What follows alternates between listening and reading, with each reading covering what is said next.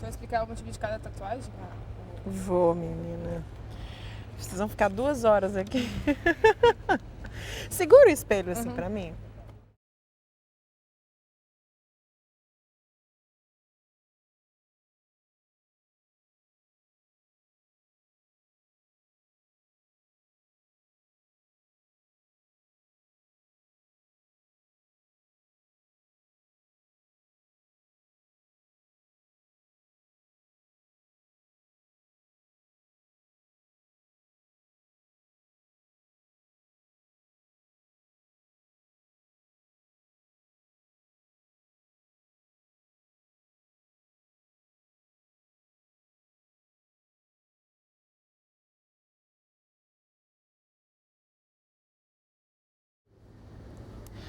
Então, no final de 2002 a minha mãe morreu, né? Então, nesse processo de luto, né, já que ela não era mais viva, né, eu resolvi tatuar um laço preto no braço, né? O laço preto em algumas cidades portuguesas,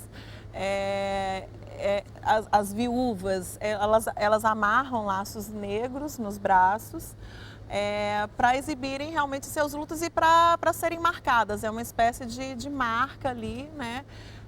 Para mostrar que ela é uma viúva, que ela está de luto. E aí no último momento eu decidi escrever aqui, né, a frase que ela sempre falava para mim, que minha mãe sempre falava para mim, que era uma frase de proteção. Então sempre que eu saía de casa, ela dizia: Nossa Senhora Aparecida, Menino Jesus e Anjo da Guarda tomem conta de você.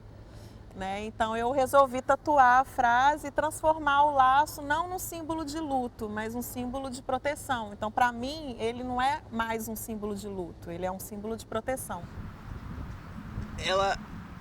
A tatuagem, pra mim, cara, ela não é nenhum ato de rebeldia nem nada do tipo, sabe? E ela não é nada pra ninguém, ela é total pra mim. Então, depois dessa, quando eu tava aqui no mês de maio, eu não lembro o ano exatamente, mas foi ou 2008 ou 2009, não foi 2009, foi 2008.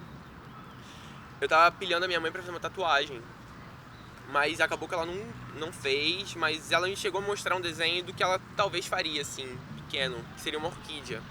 E a minha mãe participa de praticamente tudo da minha vida, sacou? Tipo, toda mudança de país, de cidade, de namoro, tipo, tudo ela participa, sem cobrança alguma. Então, essa tatuagem são 2 orquídeas, baseado na ideia do que ela gostaria de fazer pra ela, de cores similares, mas porém são diferentes. O que, tipo, sou eu e minha mãe, sacou? Por mais que a gente seja similar, eu tenha saído dela e tudo mais, somos pessoas diferentes. E ela é toda feita por cima da minha veia. Tipo, ela vem desde aqui do pulso, seguindo pela veia, ela vem e só aqui mais ou menos ela para de vir pela veia porque ela dá um contorno por trás do braço. E ela segue até o pescoço.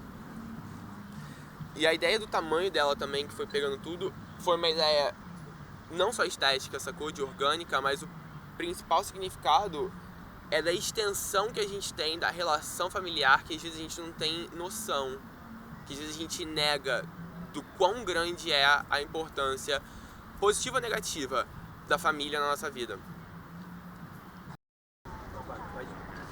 Então a segunda tatuagem que eu fiz foi essa, que é uma rainha de copas, que é pra minha avó. O nome dela é Regina, em latim é rainha. E lógico, uma rainha de copas, tipo, era o amor que eu tinha por ela quando ela faleceu, tipo, em 2000. E a minha avó era uma pessoa muito presente na minha vida. Sempre tive A minha infância foi um pouco conturbada, meus pais se separaram e tal. Eu passava metade do meu tempo aqui, metade do meu tempo em Los Angeles. Então, tipo, minha avó era uma referência sólida.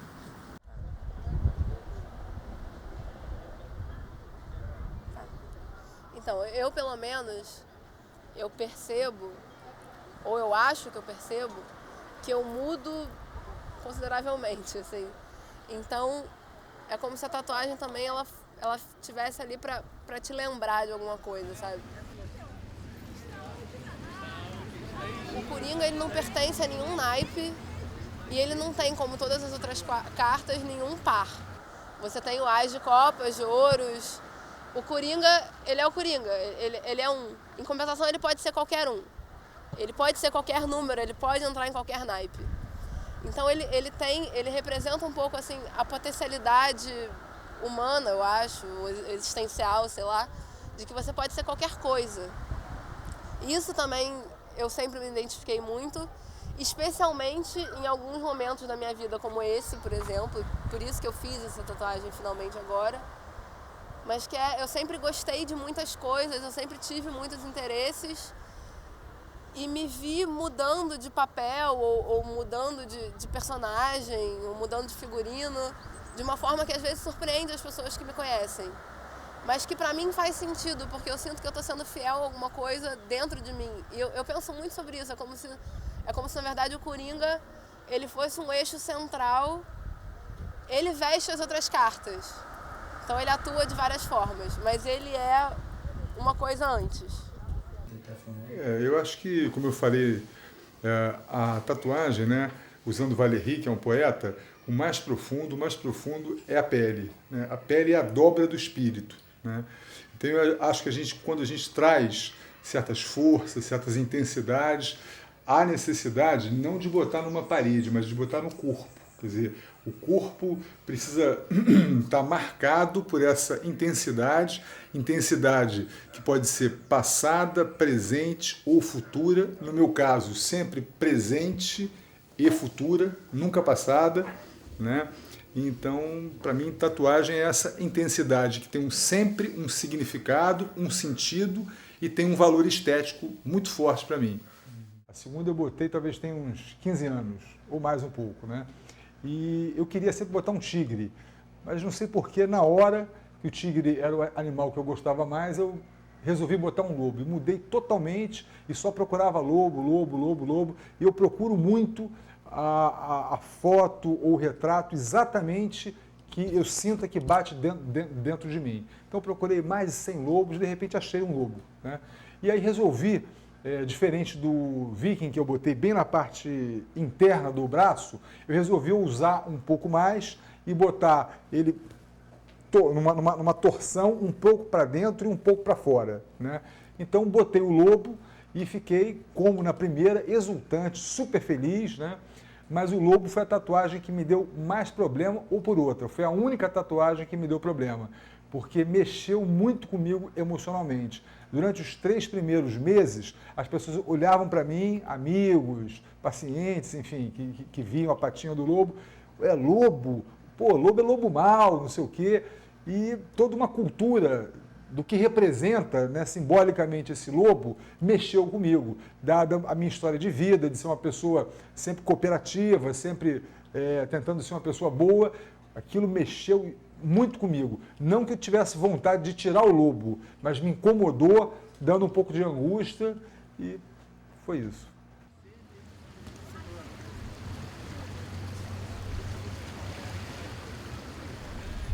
Então,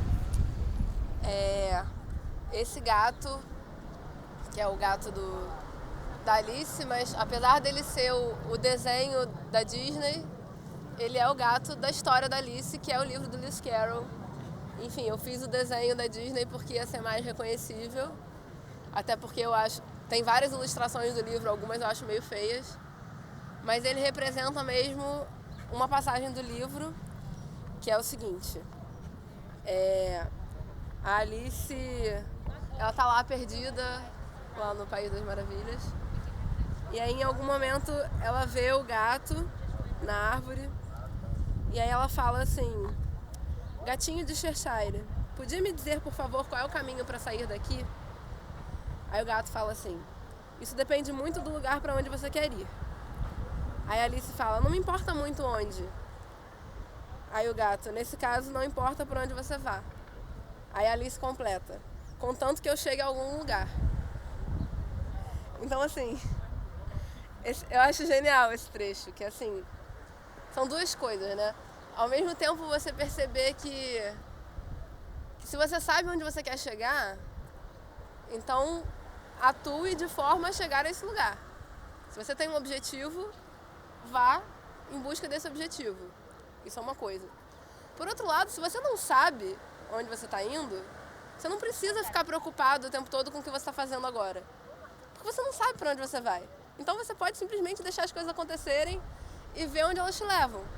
Há 1 ano e meio eu resolvi fazer uma águia, né? Eu gosto muito da águia, né? Por várias razões. A águia é um animal que dura 70 anos, né? E eu tenho uma campanha pessoal de viver 100 anos, né? Então, assim, começa daí, né?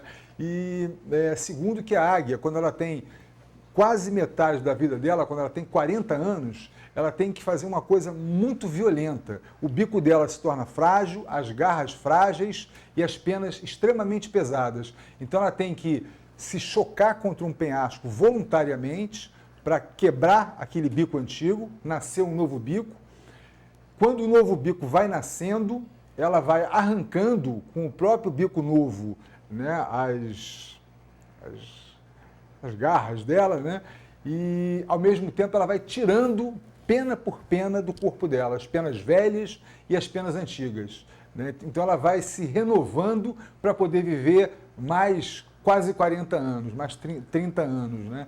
Então eu vi que naquele momento era um momento de muito questionamento da minha vida, do que eu estava vivendo, do sentido e do significado da minha vida e que eu queria, a partir das reflexões que eu estava tendo na época, com novos sentidos, novos significados, eu queria quebrar o meu bico, ter um bico novo, ter garras novas, ter penas novas e viver pelo menos mais 40 anos. Simbolicamente eu estou com 50, poder viver 50, chegar até a campanha de Procem, que eu tenho vontade. Aí também passei por um processo, né, que assim, as minhas tatuagens, assim, eu decido fazer, tem relação com o momento da minha vida, mas é todo um processo, assim, depois que eu decido fazer, eu fico alguns meses ali digerindo, né, pensando mesmo nas tatuagens como capítulos da minha vida, né, assim, é uma construção realmente do meu corpo, né. É como se fosse um livro mesmo, com os capítulos que estão marcados, né? A partir do momento em que minha mãe morreu.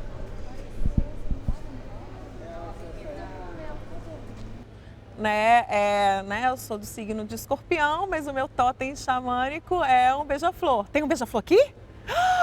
Tá vendo, gente? Ai, meus sais aromáticos. Ai, então é a confirmação. Olha, e eu vou contar como que foi. Gente, vou chorar aqui, sério. Meu Neném da mamãe, cadê?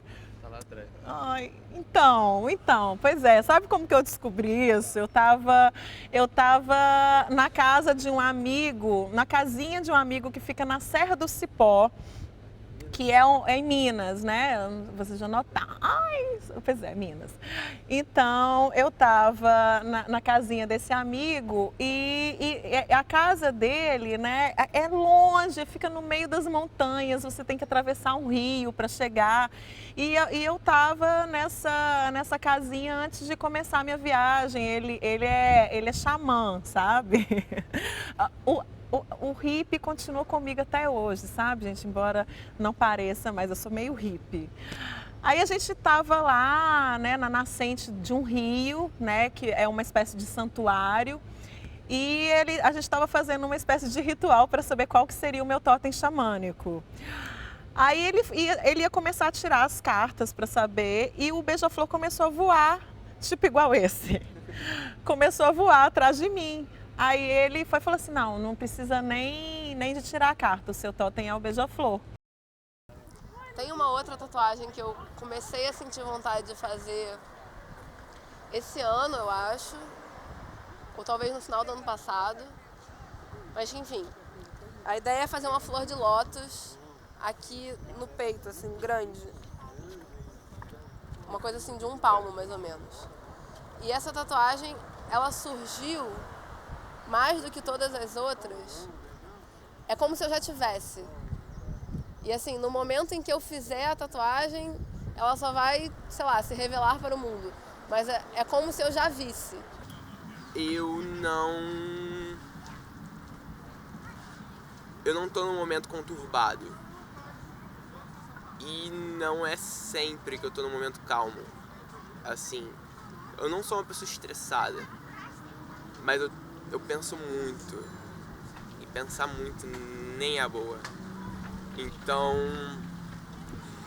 eu pensei em fazer algo que ela pudesse transmitir um pouco mais de calma, sabe? Tipo a serenidade disso, mas de repente sem ser tão trabalhado, sabe?